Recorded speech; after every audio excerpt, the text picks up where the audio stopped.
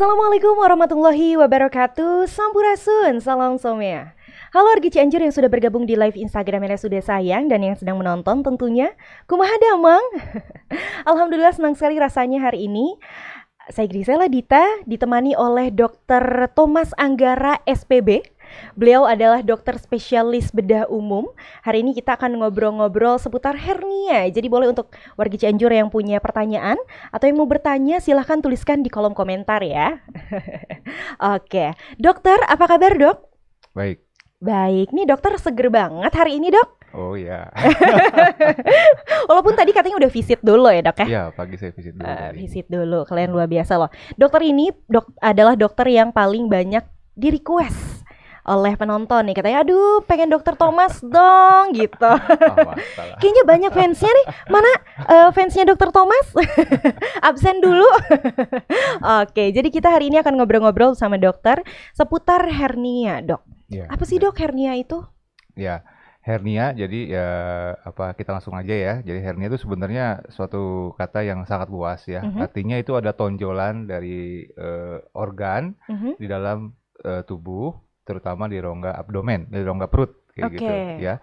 Jadi banyak sekali macamnya. Cuman memang yang paling banyak yang kita dapatkan di sini tuh hernia inguinalis ya, atau istilahnya hernia pada lipat paha kayak gitu.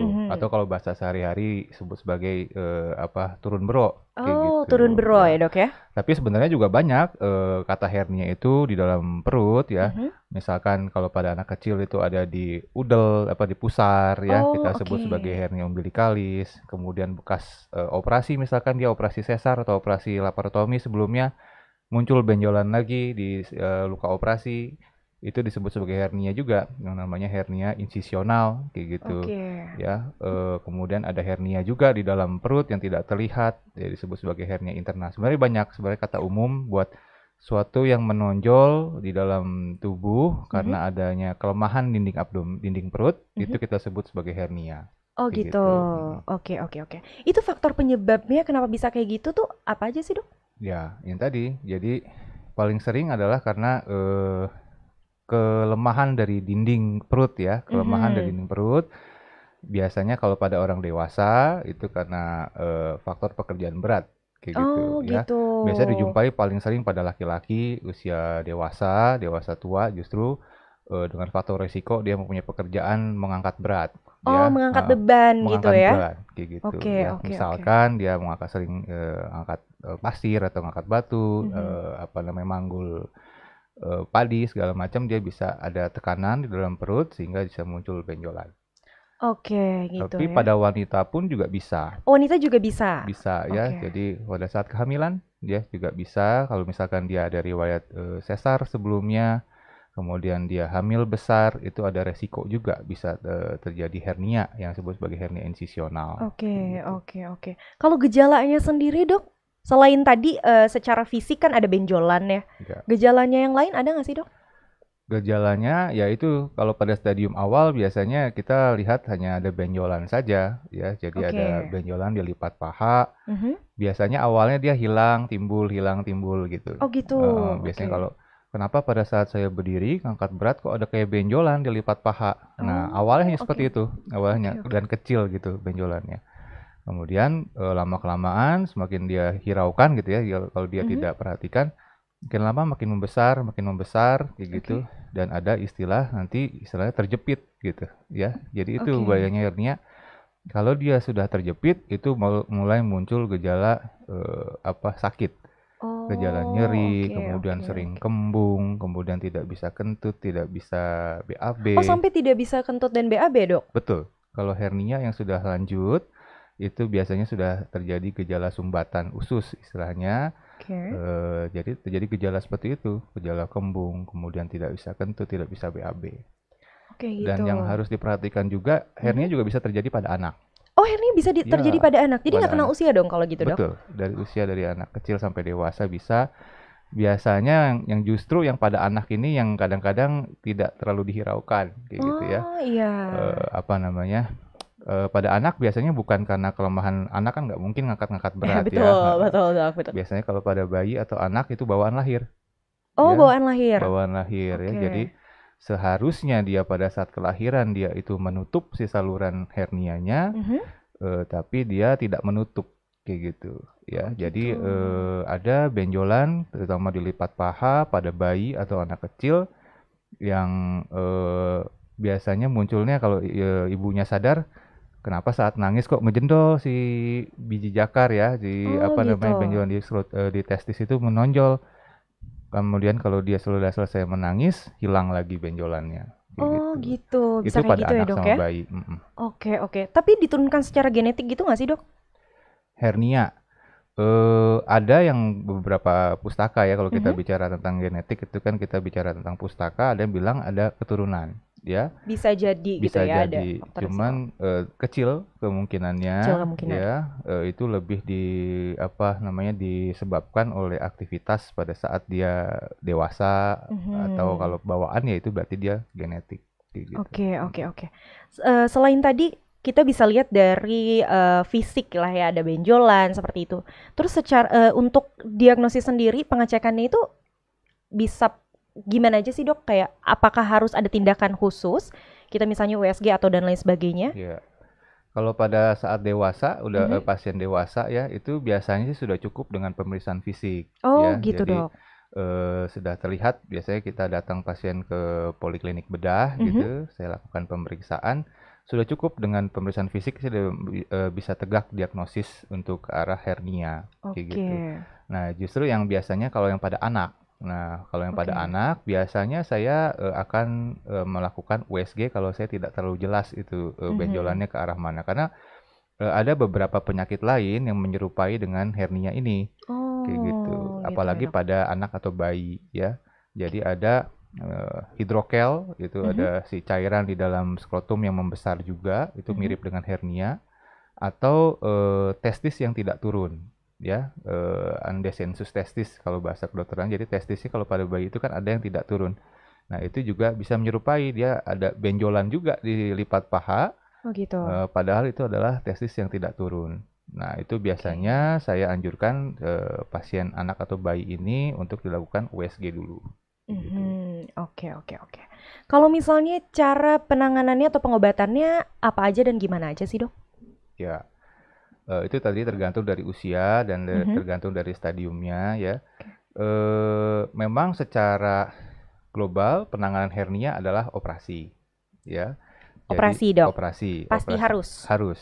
Harus Mau kayak operasi. gimana juga nanti pasti kita harus lakukan operasi. Ada beberapa metode yang tidak kita lakukan operasi, itu tergantung kondisi dari pasiennya biasanya. Ya, ada yang misalkan dia banyak yang takut juga ya untuk operasi. Biasanya kalau pada usia sepuh ada penyakit komorbid lain ya, dia punya gula, darah tinggi segala macam dia takut.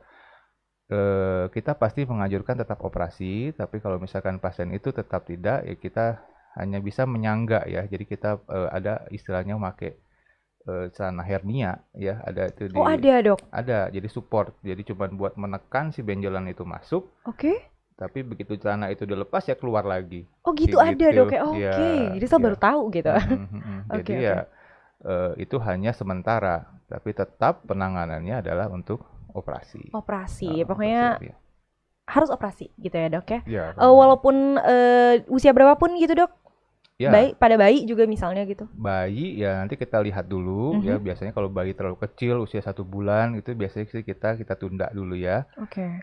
Biasanya kita usia 3 bulan atau berat badannya harus 10 kilo dulu Oke, biasanya ada gitu. minimalnya gitu ya dok. Biasanya Maksimal. kita nilai dulu. Kecuali kalau keadaan emergensi yang tadi dibilang, kalau ada gejala dia terjepit ya, sakit, kemudian gejala mual muntah, itu ya tidak kenal usia, itu harus dilakukan operasi emergensi. Jadi operasi Emergency. segera untuk hernia ini, kayak gitu. Oke.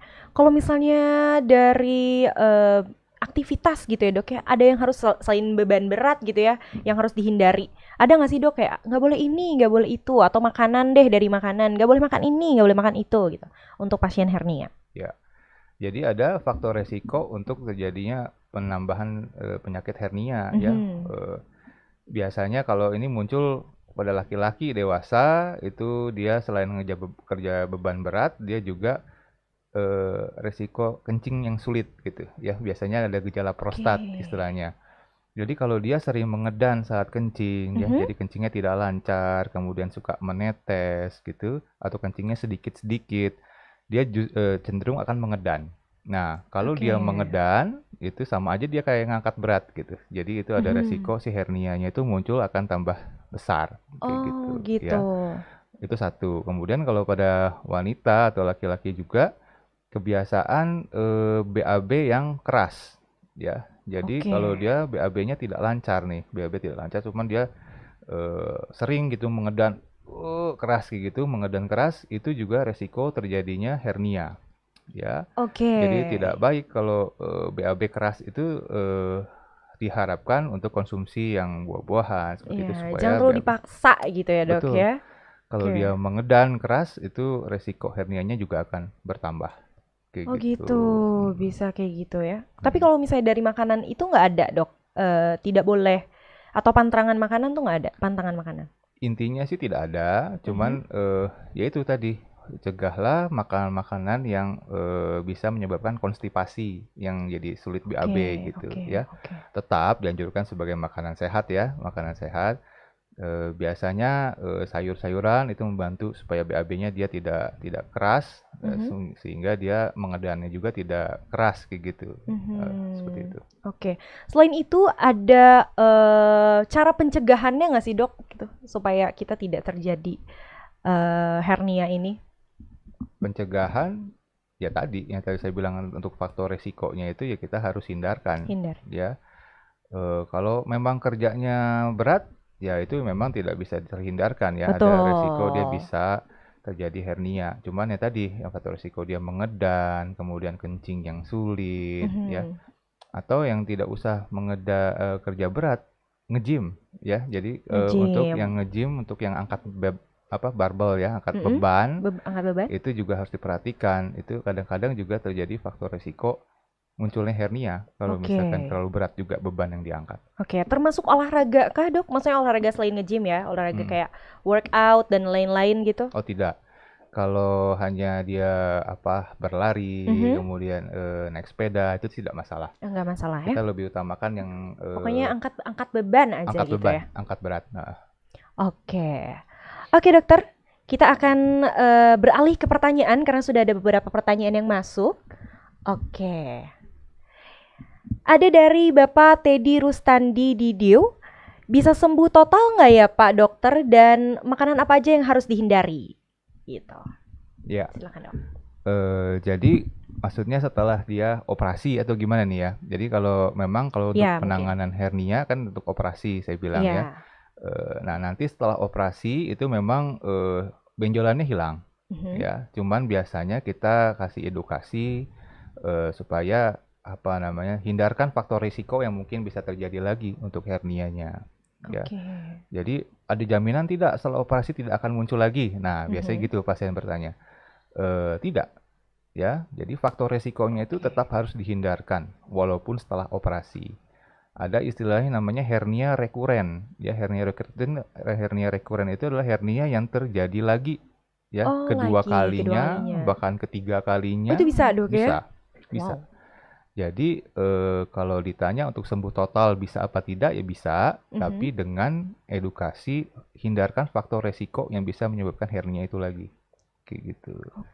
Ya, jadi biasanya kita edukasi, walaupun sudah operasi, tapi bapak atau ibu tidak boleh angkat berat lagi, kayak gitu. Kalau pekerjaan saya ini gimana? Kurangin bebannya, kayak gitu.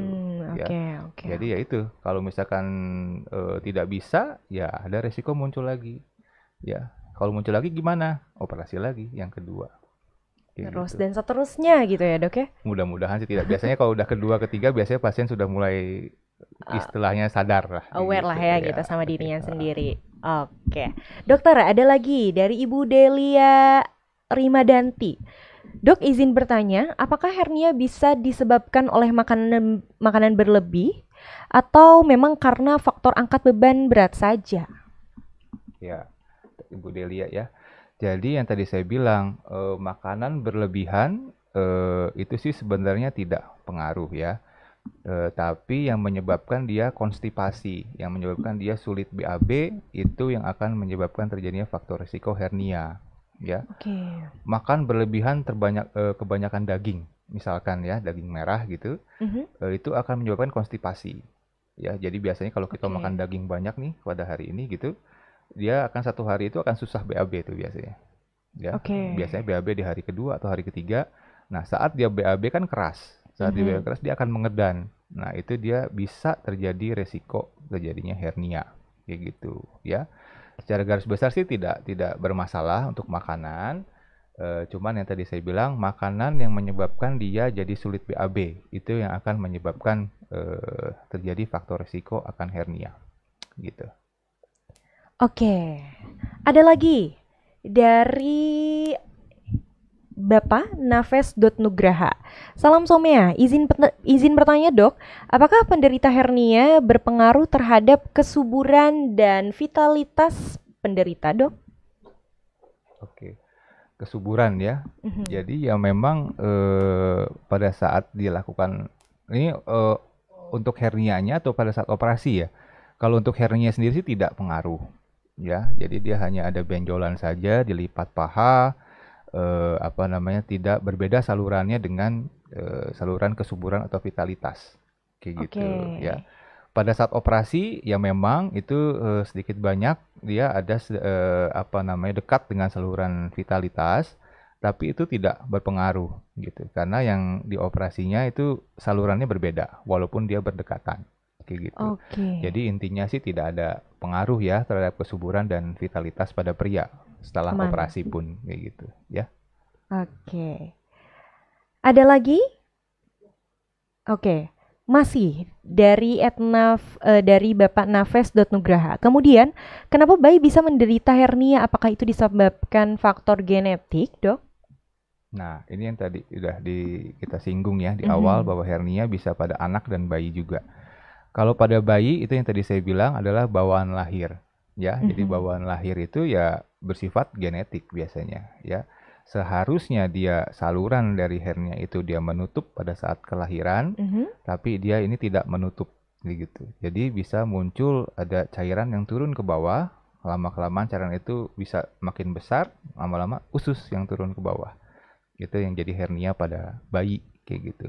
Oh gitu. Ya. Ada lagi dari Teras Muda Cianjur. Apakah pengobatannya harus dengan operasi atau ada alternatif lain? Ya, untuk pengobatannya yang tadi saya bilang juga, intinya adalah memang harus dioperasi. Ya, operasinya tujuannya adalah untuk penguatan si dinding perut yang lemah tadi, karena kita ada kelebihan berat, beban berat segala macam. Itu memang tujuannya itu. Ada alternatif lain tidak? Sebenarnya tidak ada, ya, kecuali pada kondisi-kondisi dia sulit untuk dilakukan operasi. Misalkan satu, bayi yang masih terlalu kecil. Dua, kondisi sepuh yang istilahnya ada banyak komorbid penyakit lainnya, ya. Itu biasanya kita bisa tunda, tapi dengan edukasi yang baik.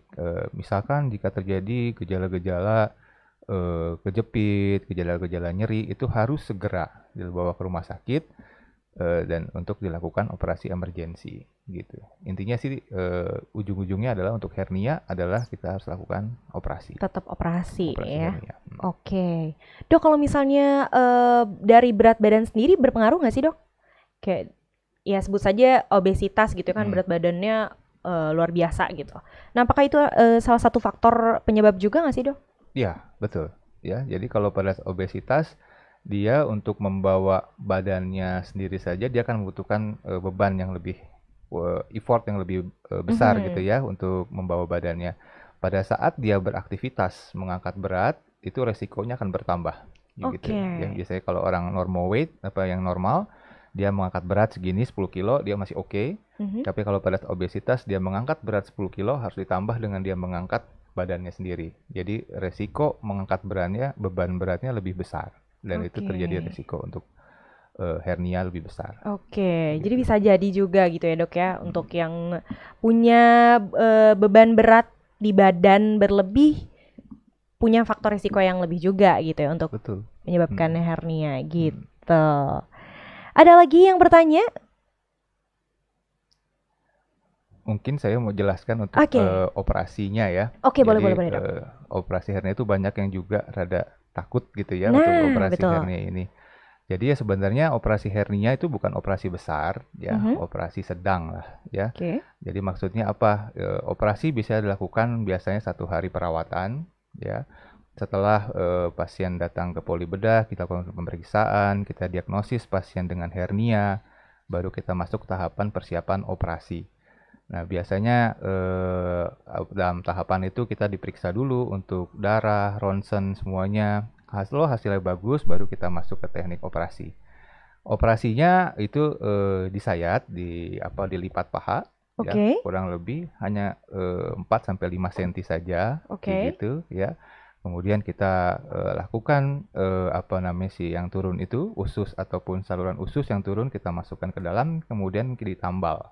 Ya, ditambal dengan jaring-jaring biasanya ataupun hanya dijahitkan saja.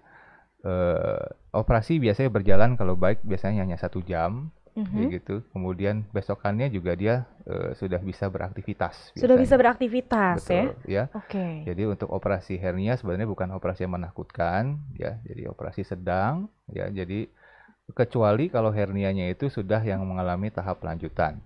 Ya, misalkan dia sudah terjepit, kemudian nyeri sekali, bahkan Mhm. ada yang sampai karena terjepit ususnya busuk, kayak gitu, ya. Kalau sudah sampai seperti itu, ya memang operasinya jadi operasi besar. Oh. Jadi biasanya itulah yang kita pentingnya edukasi untuk hernia itu jangan sampai terjadi dalam penyakit atau stadium yang sudah terjepit, kemudian sudah busuk ususnya.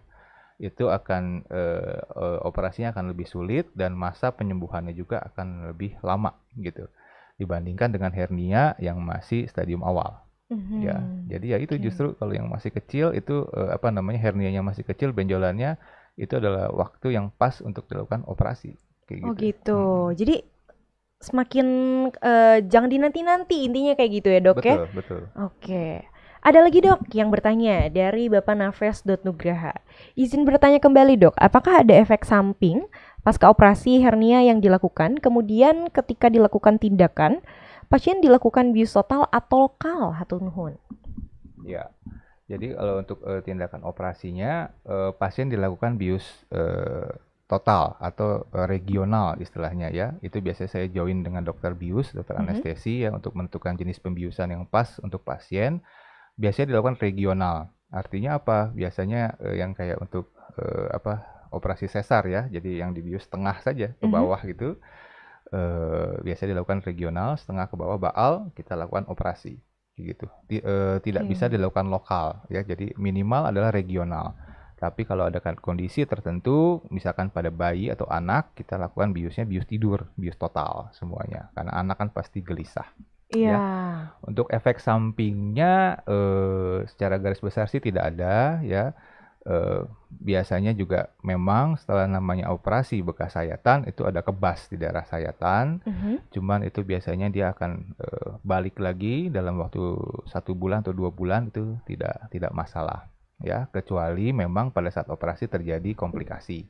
Setiap operasi memang ada komplikasi, ada kemungkinan komplikasi ya. Mhm. Itu ada pembengkakan di saluran testis segala macam itu bisa terjadi, tapi kecil kemungkinannya ya. Oke. Setiap operasi dokter bedah pasti akan memberitahu informasi terjadinya komplikasi ya. Tapi angka komplikasinya itu pada hernia sih kecil, Mhm. cuman kita harus beritahu inform konsen ke pasien supaya pasien tidak kaget kalau misalkan Iya, betul. terjadi seperti itu. Mungkin itu. Oke, betul. Dokter, nggak kerasa 30 menit sudah kita Oh gitu ngobrol-ngobrol. ya. Kan? Iya, benar. Oke, tapi sebelum kita pamit, adakah pesan yang mau dokter sampaikan kepada warga Cianjur? Silahkan, Dok.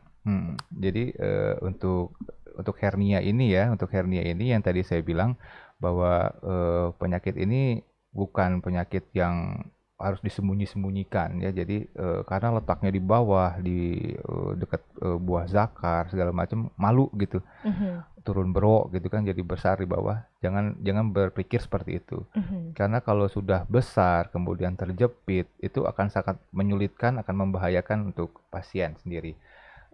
Jadi sedini mungkin kalau ada muncul benjolan di lipat paha atau di udel, di pusar gitu ya, langsung segera periksakan. Ya, periksakan ke Vaskes 1, kemudian dari Vaskes 1 nanti akan kita rujuk untuk ke dokter bedah biasanya kayak gitu ya.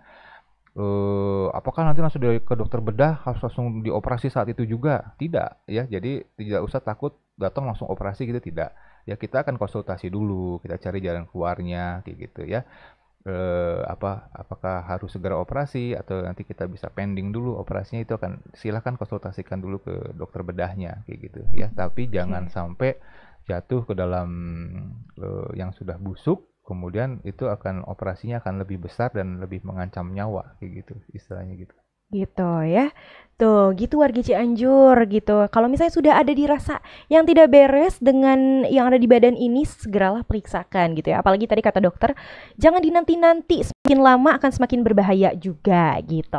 Terima kasih banyak dokter atas waktunya. Terima kasih sudah berkenan untuk ngobrol-ngobrol hari ini tentang hernia, dan terima kasih juga untuk warga Cianjur yang sudah join di live Instagram RSUD Sayang, dan yang sudah menonton, setia menonton gitu ya. Jangan lupa follow Instagram dan Facebook RSUD Sayang. Dan jangan lupa like, comment, subscribe, dan share sebanyak-banyaknya videonya karena ini akan sangat bermanfaat.